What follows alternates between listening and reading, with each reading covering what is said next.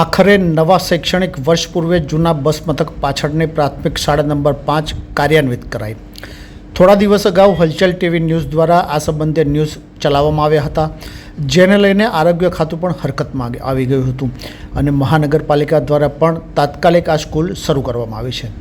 Fire safety સુવિધાઓ ઊભી કર્યા બાદ નીચે ધમધમતી રેસ્ટોરન્ટના પગલે શાળા આગના અંગારા પર આશરે 8 માસ પૂર્વે નવીનીકરણ તથા ફાયર સેફ્ટી સુવિધાના બહાને શહેરના જૂના બસ મથક પાછળ આવેલી સૈકા જૂની પ્રાથમિક શાળા નંબર 5ને બંધ કરવામાં આવી હતી, જેના પગલે વિદ્યાર્થીઓ માટે શિક્ષણની અસુવિધા ઊભી થતાં આજે આખરે નવા શૈક્ષણિક સત્રના પ્રારંભ પૂર્વે પ્રાથમિક શાળા નંબર 5ને કાર્યાન્વિત કરવામાં આવી હોવાનું પણ જાણવા મળ્યું છે। જો કે શાળા ખાતે ફાયર સેફ્ટી સુવિધા ઊભી કરવા છતાં નીચે નોનવેજની ધમધમતી રેસ્ટોરન્ટના કારણે શાળા આગના અંગારા પરની ભીતિ સેવામાં આવી રહી છે।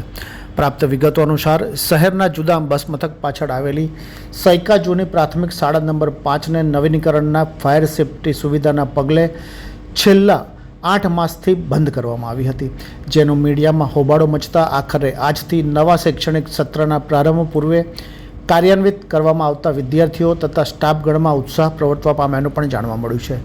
જો કે શાળાના સ્થળે ફાયર સેફ્ટી સુવિધા ઊભી કરવામાં આવી, પરંતુ શાળાની નીચે ધમધમતી નોનવેજની રેસ્ટોરન્ટની ચીમની શાળાને અડીને ઊભી કરવામાં આવી હોવા ઉપરાંત શાળાની નીચે જ રેસ્ટોરન્ટનું કિચન હોય શાળા આગના અંગારા પર હોવાની ભીતિ પણ સેવવામાં આવી રહ્યા હોવાનું જાણવા મળ્યું છે। અત્રે ઉલ્લેખનીય છે કે સૈકા જૂની પ્રાથમિક શાળા છતાં તેની નીચે રેસ્ટોરન્ટની પરવાનગી જે તે સમયના શાસકો દ્વારા કેવી રીતે આપવામાં આવી?